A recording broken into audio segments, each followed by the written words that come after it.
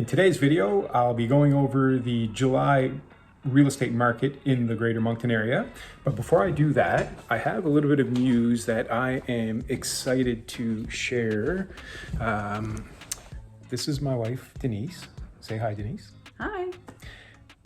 A few weeks ago, Denise joined myself and the rest of the team at RE/MAX Avante to become a full-time realtor. That's right. How do we feel about this? I'm very excited about this. This was something that I wanted to get into for quite some time, so it was the right time, and I'm very excited about this opportunity. I think what she's referring to when she says now is the right time is approximately 3 years ago, she had toyed with the idea of making the leap into real estate at that point. Since real estate is something we've both always been very interested in, but being the more responsible of the two of us, she decided that, when you have a mortgage to pay and kids to feed, that maybe she would, stay a little more cautious and not make the leap. Am I right? This is correct. Yes, you were right in that.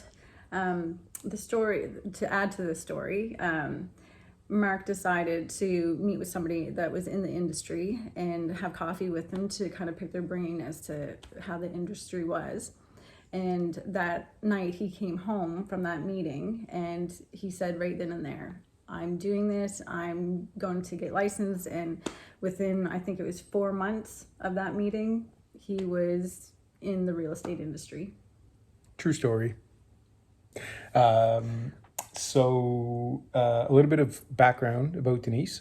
She's originally from Oxford, Nova Scotia, but she's been living in the Moncton area for over 25 years now. And you spent how long in the banking industry?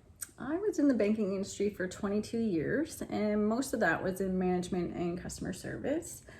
So transitioning into real estate is just really a continuation of my background, and I look forward to bringing all the skills that I've obtained through banking into this new opportunity.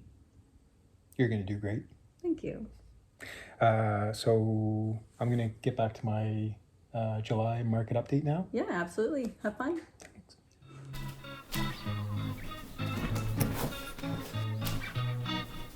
Okay, so the July real estate market in Greater Moncton. Let's first talk about the number of homes sold.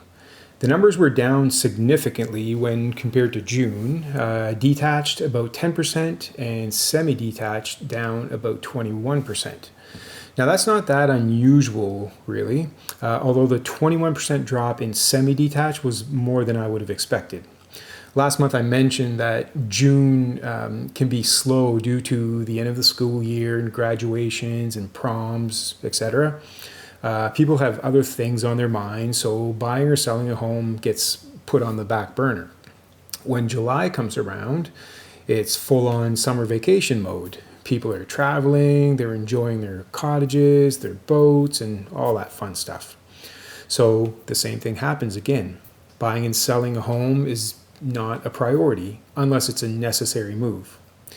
We'll probably see more of that in August as well. On the listing side, the same can be said. Even though it's been encouraging to see the increase in listings in the last few months, July marks the first month this year where they were down when compared to the previous month. They were down by over 30%, in fact.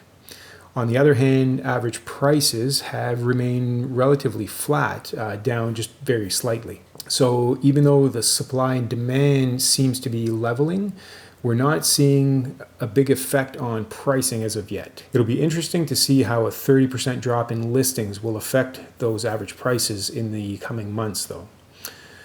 Now, when it comes to interest rates and how they're affecting the market, I personally have not had any buying clients change their plans due to rate changes.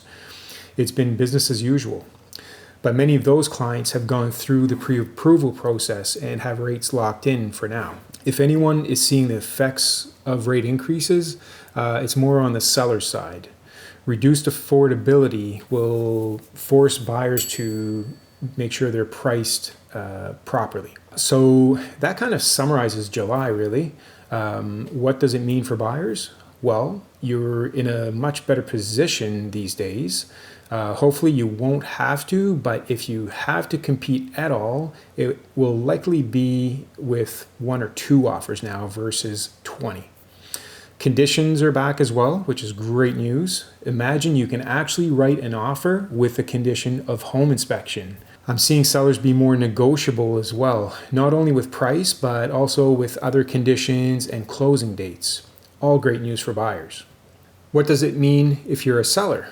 Well, to be successful, you'll need to be open to being flexible and give careful consideration to any offer you receive. And here's a little tip. If you receive an offer, even if you consider it a lowball offer, I highly encourage you not to outright reject it. When I see this happen, I can't understand why. I know it can be hard not to reply with your emotions and be insulted, but hear me out. Everyone wants to feel like they got a good deal when they buy something, right? I think so. So if you think about it from the potential buyer's perspective, they don't know your situation or your motivation for selling. Sure, a lowball offer might come from someone who just doesn't see the value in your home. It's possible. It could be someone just shopping a little beyond their budget, but most likely they're just trying to gauge where you stand. It's a test. Instead of outright rejecting it, counter offer with whatever price you have in mind.